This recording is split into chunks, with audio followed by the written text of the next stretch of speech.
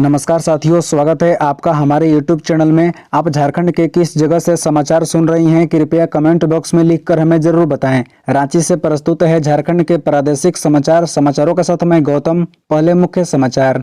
Jharkhand police constable भर्ती की आवेदन प्रक्रिया शुरू, लिंक हुआ एक्टिव। चेक बाउंस मामले में एक्ट्रेस अमीषा पटेल को थोड़ी सी राहत, कोर्ट ने मंजूर की ये मांग। 29 जनवरी को अगली सुनवाई। शिव की शक्ति से अयोध्या में रामलला हुए विराजमान, बीजेपी ने पीएम मोदी से भी बताया कनेक्शन। राम मंदिर प्राण प्रतिष्ठा पर रांची में 80 बच्चों का जन्म, रखे जाएंगे राम से जुड़े नाम।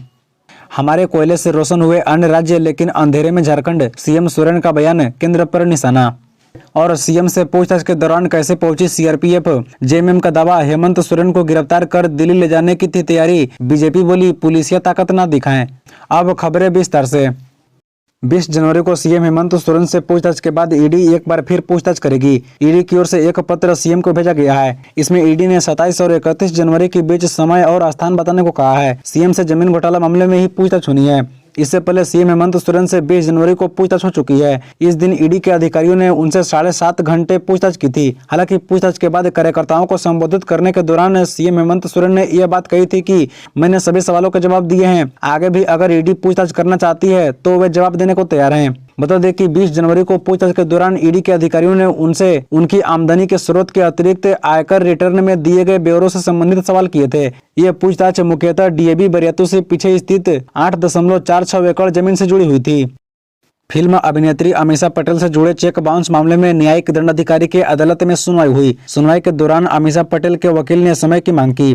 कोर्ट में कहा गया कि अमीषा पटेल शिकायतकर्ता को पैसा लौटाने के लिए तैयार है, इसके लिए और समय दिया जाए। इस पर अदालत ने और समय दिया, साथ ही अगली सुनवाई की तारीख 29 जनवरी निर्धारित की है।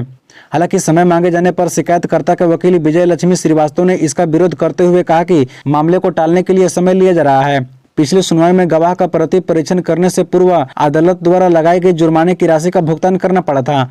बता दें कि फिल्म मेकर रांची के अरगोड़ा निवासी अजय सिंह ने देसी मैजिक फिल्म बनाने के नाम पर अमीषा पटेल को 2 करोड़ रुपए दिए थे, लेकिन फिल्म नहीं बनी। इसके बाद अमीषा से पैसे वापस मांगे। वापसी के लिए जो चेक दिए गए वे बाउंस कर दिए। इसके बाद अजय ने अमीषा व कुणाल ग्रेमर पर धोखाधड़ी का मामला 2018 में दर्ज कराया था। झारखंड पुलिस कांस्टेबल भर्ती के लिए आवेदन की प्रक्रिया आज शुरू हो गई है। जो लोग आवेदन करना चाहते हैं वो आधिकारिक वेबसाइट jssc.nic.in से आवेदन कर सकते हैं। आज आवेदन शुरू हुए हैं और 21 फरवरी तक आवेदन किए जा सकते हैं। आपको बता दें कि किसी कारणवश आवेदन की प्रक्रिया को पहले स्थगित कर दिया गया था, अब आवेदन का लिंक एक्टिव कर दिया गया है। बता दें कि इस भर्ती के लिए 10वीं पास उम्मीदवार आवेदन कर सकते हैं। लंबे समय के बाद राज्य में पुलिस कांस्टेबल की भर्ती निकली है। कांस्टेबल में चयन फिजिकल टेस्ट, मेडिकल टेस्ट और लिखित परीक्षा के जरिए होगा। इस भर्ती के जरिए राज्य के गृह कारा एवं आपदा प्रबंधन विभाग के तहत जिला इकाई के कांस्टेबल पदों पर नियुक्ति होगी। कुल वैकेंसी में रेगुलर के 3799 पद हैं और बैकलॉग में 1120 पद। अजीम प्रेमजी फाउंडेशन को यूनिवर्सिटी खोलने के लिए इटकी में 150 एकड़ जमीन दी गई है। डीसी राहुल कुमार सिन्हा ने सोमवार को फाउंडेशन के नाम जमीन की रजिस्ट्री की। फाउंडेशन के प्रतिनिधि राकेश तिवारी ने डीड पर हस्ताक्षर किया। इसके लिए फाउंडेशन को 91.08 लाख रुपए स्टाम्प फीस और 68.46 लाख रुपए कोर्ट फीस यानी कुल 1.59 करोड़ रुपए का भुगतान करना पड़ा। यह जमीन 99 साल के लीज पर दी गई है। 2 डीड के माध्यम से इसकी रजिस्ट्री की गई है। एक डीड 146 एकड़ का और दूसरा 4 एकड़ का है। गौरतलब है कि विप्रो की CSR इकाई अजीम प्रेमजी फाउंडेशन को झारखंड में यूनिवर्सिटी खोलने के लिए राज्य सरकार ने इटकी स्थित ट्यूबरकुलोसिस सैनिटोरियम में जमीन देने की मंजूरी दी थी। कैबिनेट ने सितंबर में ही इस पर स्वीकृति दी थी। यूनिवर्सिटी खोलने पर फाउंडेशन करीब 3000 करोड़ रुपए खर्च करेगा।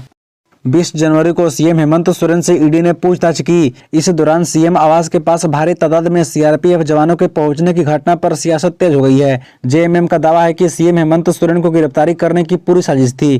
पार्टी के महासचिव सुप्रियो भट्टाचार्य ने एक चैनल को दिए इंटरव्यू में भी कहा है कि एक विशेष विमान उस दिन एयरपोर्ट पर खड़ा था। यह प्लान था कि सीआरपीएफ को सीएम आवास में घुसाकर हेमंत सोरेन को दिल्ली ले जाया जाए और वहां गिरफ्तारी दिखा दी जाए। इधर बीजेपी ने कहा कि सरकार पुलिसिया ताकत दिखाकर केंद्रीय एजेंसी को डराना चाहती है, जो उन्हें भारी पड़ेगा। जबकि इस मुद्दे पर कांग्रेस कुछ भी कहने से बच रही है।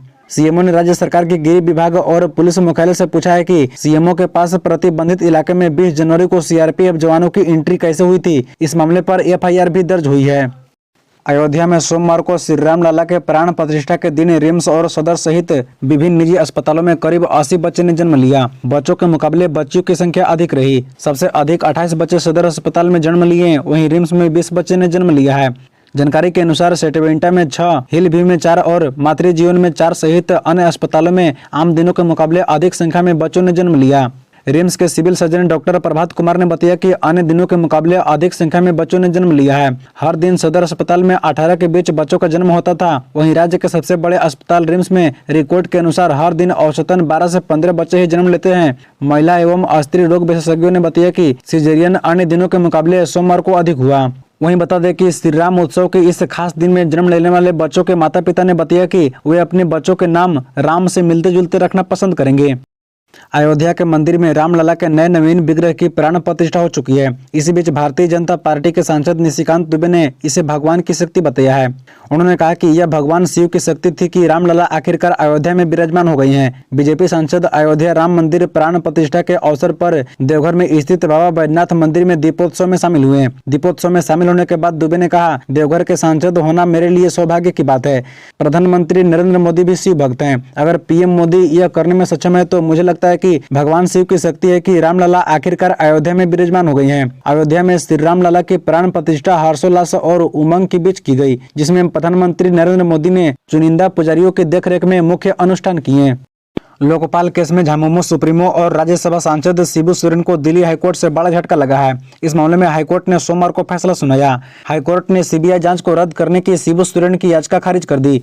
जस्टिस सुब्रमण्यम प्रसाद की कोर्ट के इस फैसले के बाद आय से अधिक संपत्ति मामले में शिबू सोरेन के खिलाफ सीबीआई जांच का रास्ता खुल गया है। शिबू सोरेन की ओर से वरिष्ठ अधिवक्ता कपिल सिब्बल और अधिवक्ता प्रज्ञा सिंह बघेल ने पक्ष रखा। वहीं लोकपाल का पक्ष solicitor general of India Tushar Mehta ने रखा।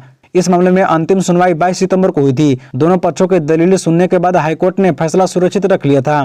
बता दें कि शिबू सोरेन के वकील ने कोर्ट में दलील दी थी कि उनके खिलाफ दर्ज मामले पर लोकपाल विचार नहीं कर सकता। उनका तर्क था कि आरोप लगाए जाने की तारीख शिकायत की तारीख से 7 साल पहले की है। सांसद निशिकांत दुबे ने अगस्त 2022 में पूर्व कोयला मंत्री शिबू सोरेन और उनके परिजनों के खिलाफ शिकायत की थी। इसमें कहा गया था कि शिबू सोरेन और उनके परिवार के सदस्यों ने सरकारी खजाने का दुरुपयोग करके काफी संपत्ति अर्जित की। मुख्यमंत्री हेमंत सोरेन ने कहा है कि 100 वर्ष से भी अधिक समय से झारखंड से खनिज संपदा निकाली गई, लेकिन इसका पूरा लाभ झारखंड वासियों को नहीं मिला। दूसरे प्रदेश के लोगों के घर हमारे खजानों संपदाओं से रोशन हुए। झारखंड के कोयले से दूसरे राज्य रोशन हुए और झारखंड अंधेरे में रहने को मजबूर हुआ। हमारी सरकार ने खनिज संपदा के अतिरिक्त भी कई विभिन्न क्षेत्रों में संभावना तलाशते हुए रोजगार सृजन कराया। मुख्यमंत्री सोमवार को रोजगार मेला में 2500 कौशल प्राप्त युवाओं को ऑफर लेटर दे रहे थे। इस कार्यक्रम का आयोजन टाना भगत इंडोर स्टेडियम खेलगांव रांची में किया गया था। मुख्यमंत्री ने कहा है कि उनकी सोच है कि नीति निर्धारण इस तरह हो कि सिर्फ कोई व्यक्ति नहीं बल्कि पूरा समाज आगे बढ़े। हमारी नीतियां उसी दिशा में बनाई गई है और उनका क्रियान्वयन भी किया जा रहा है। किसान, मजदूर, आदिवासी, पिछड़े, जरूरतमंद सहित सभी वर्गों की पीड़ा को सरकार समझती है। आने वाली पीढ़ी को एक बेहतर भविष्य प्रदान करने की दिशा में उनकी सरकार काम कर रही है। इस मौके पर उन्होंने कहा कि रोजगार सृजन के लिए प्रतिबद्धता के साथ काम किया जा रहा है। राज्य सरकार ने यहाँ के आदिवासी मूलवासियों की योग्यता और क्षमता के अनुरूप योजनाएं बनाई है, चाहे योजना महिला के लिए हो या पुरुष के लिए। झारखंड प्रदेश कांग्रेस कमेटी के कार्यकारी अध्यक्ष बंधु तिर्की ने कहा है कि आदिवासियों से जुड़े मुद्दे पर कभी भी किसी भी हाल में समझौता नहीं हो सकता। आदिवासियों की ज्वलंत समस्याओं पर गंभीर आदिवासी संगठन और समान विचारधारा के लोग एवं संगठन न केवल जुड़ेंगे बल्कि सुनिश्चित रूप से जीतेंगे भी। रांची के मोहराबादी आवास में मंगलवार को संवाददाताओं से बातचीत करते हुए बंधु तिर्की ने कहा कि आदिवासी जन अधिकार मंच द्वारा 4 फरवरी 2024 को आयोजित आदिवासी एकता महारैली में आदिवासियों के ज्वलंत मुद्दों, समस्याओं और उनकी वर्तमान परिस्थितियों के संदर्भ में संबंधित विशेष मसौदे का लोकार्पण 24 जनवरी को मोरहाबादी मैदान के मंच पर इस महारैली के संयोजकों द्वारा किया जाएगा। बंधु तिर्की ने कहा कि इस समारोह में मुख्य अतिथि आदिवासी कांग्रेस के राष्ट्रीय अध्यक्ष शिवाजी राव मोघे होंगे। इसके साथ ही गुजरात कांग्रेस वरिष्ठ नेता और पूर्व केंद्रीय मंत्री नारायण राठवा के साथ उनके गणमान्य नेता भी मौजूद रहेंगे। रांची शहर अंचलाधिकारी मुंशीराम ने रविवार को गोंदा थाने में सीआरपीएफ के आईजी, कमांडेंट और जवानों के खिलाफ एफआईआर दर्ज कराई है। उन पर हथियार लेकर सीएम आवास में घूमने का प्रयास करने का आरोप है। एफआईआर में कहा गया है कि 20 जनवरी को ईडी द्वारा सीएम का बयान दर्ज कराए जाने के बाद विधि व्यवस्था बनाए रखने के लिए एलपीएन सहदेव चौक के पास उन्हें मजिस्ट्रेट तैनात किया गया था। दोपहर करीब 2:30 बजे अचानक 10 बसों में सवार होकर सीआरपीएफ के जवान व अधिकारी वहां पहुंचे और सीएम आवास की ओर जाने का प्रयास करने लगे। बैरिकेडिंग के आगे जाने से रोका तो सीएम आवास में जाने के लिए आईजी व कमांडेंट के आदेश का हवाला देकर धक्का-मुक्की करने लगे। इस दौरान थोड़ी देर के लिए विधि व्यवस्था की समस्या उत्पन्न हो गई। पुलिस के वरीय अधिकारियों द्वारा काफी मिन्नत करने के बाद वहां से सीआरपीएफ जवान व अधिकारी हटे और मोहराबादी में जाकर जमा हो गए। बता दें कि धारा 144 लागू होने के बावजूद सीएम आवास में घुसने का प्रयास किया। केस दर्ज होने के बाद पुलिस ने जांच शुरू कर दी है।